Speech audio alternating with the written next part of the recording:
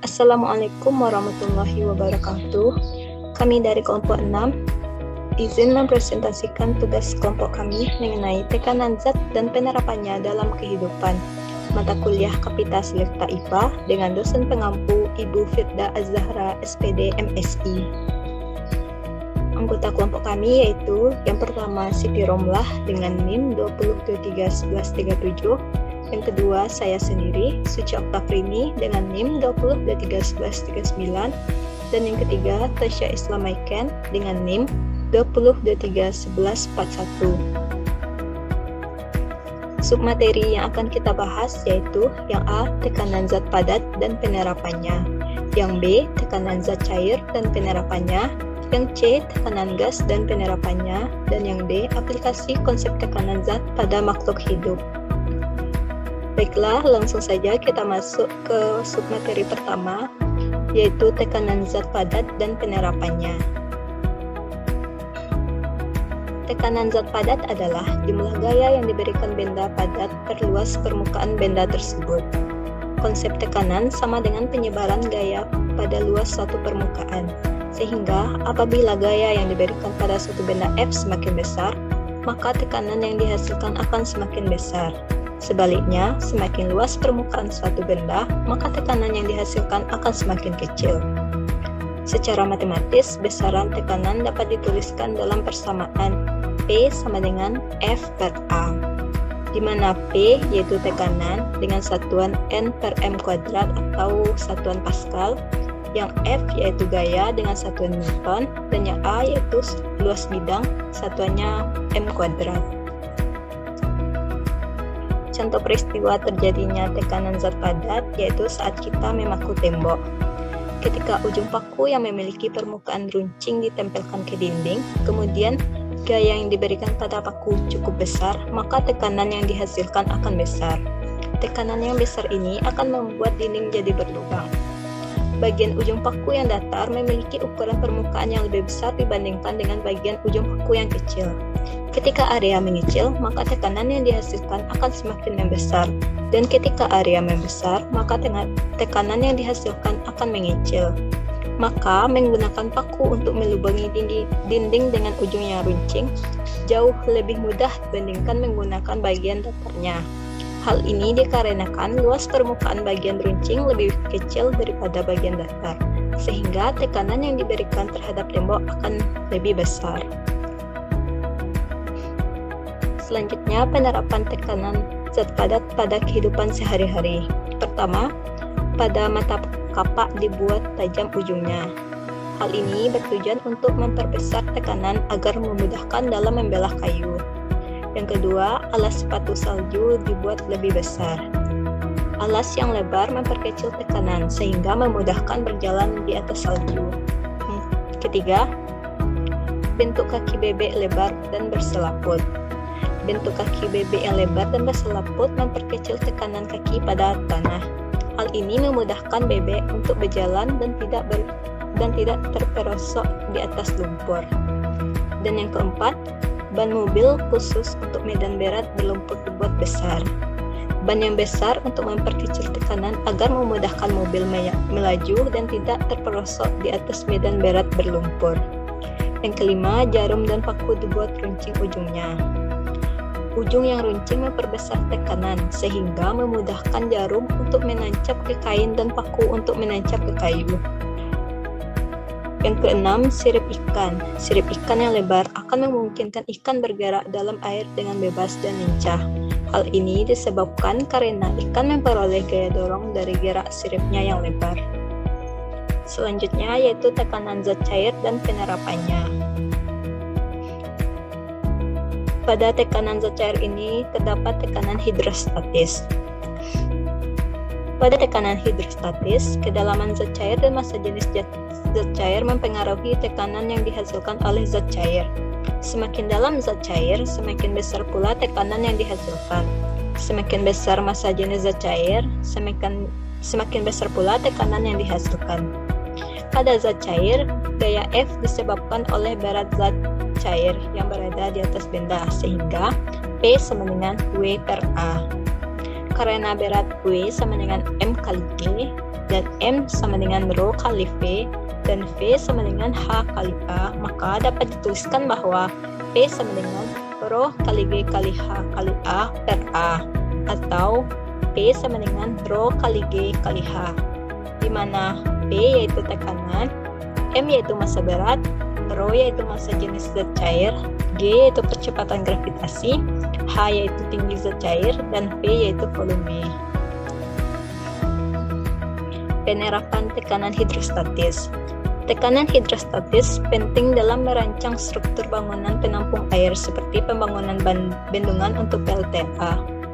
Yang kedua, para arsitek kapal selam memperhitungkan tekanan hidrostatis air laut agar kapal selam mampu menyelam ke dasar laut dengan kedalaman ratusan meter tanpa mengalami kebocoran atau kerusakan akibat tekanan hidrostatis. Selanjutnya, hukum Archimedes. Hukum Archimedes berbunyi, jika satu benda dicelupkan ke dalam zat cair, maka benda itu akan mendapat gaya ke atas yang sama besarnya dengan berat zat cair yang didesak oleh benda tersebut. Ketika satu benda dimasukkan ke dalam air, beratnya seolah-olah berkurang. Hal ini disebabkan oleh adanya gaya apung atau Fa yang mendorong benda ke atas atau berlawanan dengan arah berat benda. Secara matematis dapat dituliskan Fa sama dengan WBU dikurang WBA, sehingga WBA sama dengan WBU kurang Fa, dengan Fa yaitu gaya apung satuannya Newton, WBA yaitu benda di air satuannya Newton, dan WBU adalah berat benda di udara satuannya Newton. Menurut Archimedes, benda lebih ringan bila diukur dalam air daripada diukur di udara. Karena di dalam air benda mendapat gaya ke atas, ketika di udara benda memiliki berat mendekati yang sesungguhnya. Karena berat zat cair yang didesak atau dipindahkan benda adalah WCP sama dengan MCP kali G dan MCP sama dengan Rho CP kali VCP, sehingga berat air yang didesak oleh benda adalah WCP sama dengan Rho C kali G kali VCP. Berarti menurut Archimedes, besar gaya ke atas adalah Fa sama dengan Rho C kali G kali VCP, di mana Fa yaitu gaya apung satuannya Newton, Rho C yaitu massa jenis zat cair satuannya kilogram per meter pangkat 3, G yaitu percepatan gravitasi satuannya M per S kuadrat, dan VCP yaitu volume zat cair yang dipindahkan satuannya M pangkat 3. Penerapan dari hukum Archimedes. Hukum Archimedes digunakan sebagai pembuat dasar kapal laut dan kapal selam. Suatu benda dapat terapung atau tenggelam tergantung pada besarnya gaya berat dan gaya apung. Jika gaya apung maksimum lebih besar daripada gaya berat, maka benda akan terapung. Jika gaya apung lebih kecil daripada gaya berat, maka benda akan tenggelam. Sedangkan, jika gaya apung maksimum sama dengan gaya berat, maka benda akan melayang. Gaya apung maksimum adalah gaya apung jika seluruh benda berada di bawah permukaan zat cair. Mengapa kapal laut dapat terapung? Hal ini karena ketika diletakkan secara tegak di lautan, kapal laut dapat memindahkan banyak air laut, sehingga kapal laut mendapat gaya ke atas yang sama besar dengan berat kapal laut. Berikut ini struktur dari kapal laut di air, yaitu terdapat lambung kapal atau ruang yang berisi udara dan badan kapal yang terbuat dari logam. Kapal selam dapat terapung, melayang, dan tenggelam di laut. Hal ini dikarenakan berat kapal selam dapat diperbesar dengan cara memasukkan air ke dalam badan kapal dan dapat diperkecil dengan cara mengeluarkan air dari badan kapal. Ketika kapal selam akan tenggelam, air laut dimasukkan ke penampungan badan kapal, di mana berat kapal selam menjadi lebih besar daripada gaya ke atas, sehingga kapal selam tenggelam. Agar tidak tenggelam terus, air dalam badan kapal dikeluarkan dari penampungan, sehingga berat kapal selam sama dengan gaya ke atas dan kapal selam melayang dalam air. Saat kapal selam akan mengapung, air di penampungan badan kapal dikeluarkan sehingga volume kapal selam menjadi lebih kecil daripada gaya ke atas dan kapal selam dapat mengapung. Berikut ini mekanisme keluar masuknya air di badan kapal selam, yaitu terdapat katup tertutup dan tangki udara yang bertekanan. Terdapat juga pengatur keseimbangan. Kapal selam dapat tenggelam, yaitu air masuk menuju penampungan dan udara keluar dari penampungan, sehingga menyebabkan kapal selam tenggelam. Selanjutnya, jika kapal selam naik, air yang ada di dalam penampungan dikeluarkan dan udara yang bertekanan akan masuk ke dalam penampungan. Selanjutnya, hukum Pascal.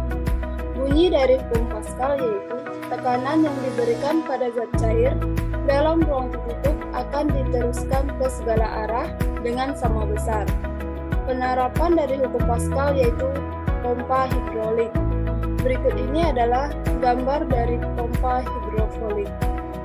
hidrolik. Jika penampang luas A1 diberi gaya dorong F1, maka tekanan yang dihasilkan adalah F1 per A1.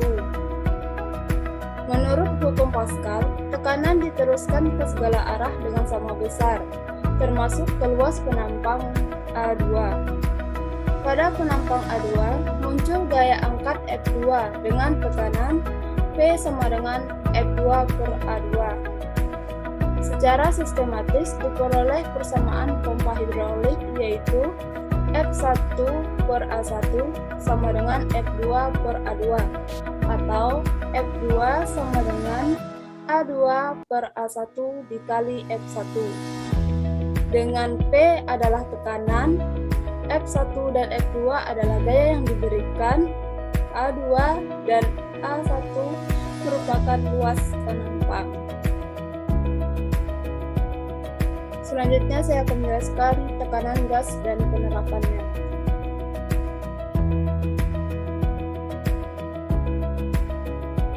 Gas memiliki tekanan. Berikut ini adalah percobaan tekanan gas. Yang pertama yaitu percobaan pada gelas yang berisi air yang ditutup dengan kertas HPS menunjukkan hal tersebut. Ketika gelas yang berisi air dibalik, ternyata kertas HPS dapat menahan air dalam gelas. Hal ini terjadi karena HPS mendapatkan tekanan dari udara luar yang besarnya lebih besar daripada tekanan air dalam gelas. Berikut ini adalah gambar dari tekanan udara pada kertas HPS sehingga mampu menahan air.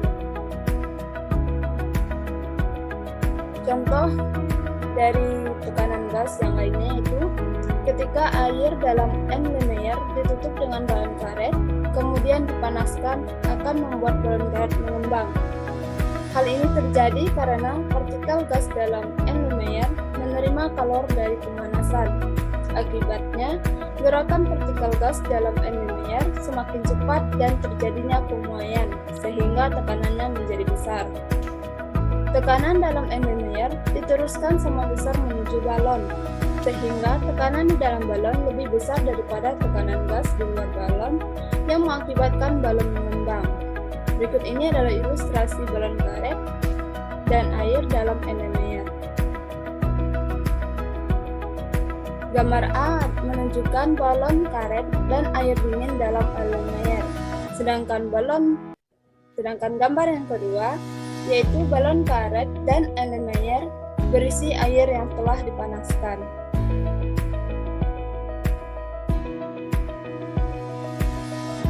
Penerapan dari tekanan gas dalam kehidupan sehari-hari yaitu yang pertama pada balon udara. Mengapa balon udara dapat terbang? Hal ini terjadi karena massa jenis balon udara lebih rendah daripada massa jenis udara di sekitarnya. Massa jenis balon ini dikendalikan oleh pilot yaitu dengan cara mengatur temperatur pada udara dalam balon dengan menggunakan pembakar di bawah lubang balon. Gas pada pompa sepeda. Ketika memompa sepeda, udara dari pompa dipaksa masuk ke dalam ban sepeda. Pada saat pompa ditarik, maka volume udara pada pompa semakin besar. Kemudian, saat kita akan tekan pompa tersebut, maka volume udara semakin kecil. kecil dan tekanan udara menjadi lebih besar untuk mendorong udara masuk ke dalam ban sepeda. Selanjutnya yaitu tekanan gas pada pesawat terbang. Karena bentuk pesawat tersebut, aliran udara pada bagian atas pesawat yang lebih cepat dibandingkan aliran udara yang berada di bawah sayap pesawat. Akibatnya, dihasilkan suatu gaya ke atas yang tegak lurus dengan arus atau arah aliran udara. Gaya ke atas dari udara menekan sayap pesawat ke atas sehingga pesawat dapat terbang. Assalamualaikum warahmatullahi wabarakatuh. Baiklah, saya akan menjelaskan tentang aplikasi konsep tekanan zat pada makhluk hidup. Yang pertama yaitu pengangkutan air dan nutrisi pada tumbuhan. Pengangkutan air pada tumbuhan terjadi karena adanya jaringan xilem. Air dari dalam tanah diserap oleh rambut-rambut akar, kemudian masuk ke sel epidermis melalui osmosis.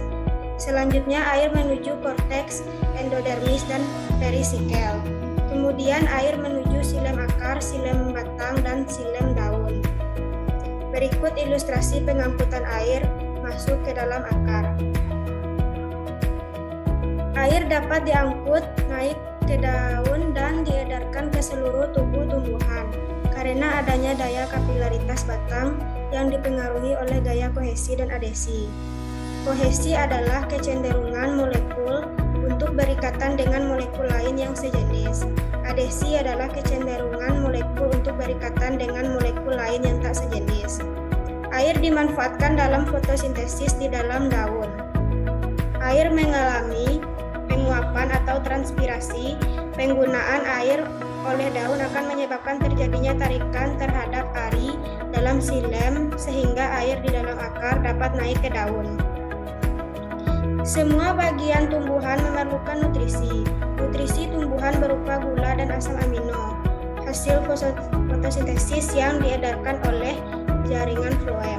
Pengangkutan hasil fotosintesis dimulai dari daun, daerah berkonsentrasi gula tinggi, menuju ke seluruh tubuh atau daerah berkonsentrasi gula rendah dengan bantuan sirkulasi air yang mengalir melalui xilem dan floem.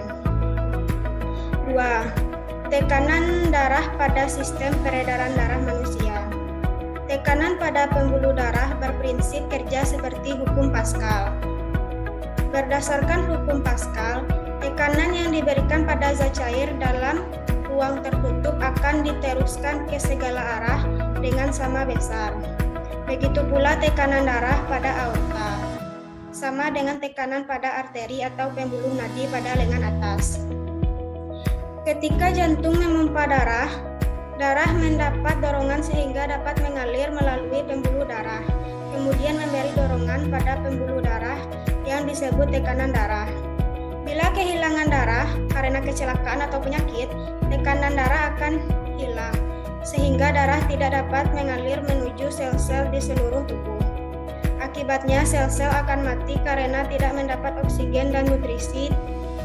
Tekanan darah diukur menggunakan alat sphygmomanometer atau tensimeter. Berikut gambarnya. Tekanan darah diukur dalam pembuluh nadi atau arteri yang terdapat di lengan atas. Tekanan darah orang normal sekitar 120/80. 120 angka sistol menunjukkan tekanan saat bilik berkontraksi dan darah terdorong keluar dari bilik jantung melalui pembuluh arteri. 80 angka diastol menunjukkan hasil pengukuran tekanan saat bilik relaksasi dan darah masuk menuju bilik jantung, tepat sebelum bilik-bilik berkontraksi lagi.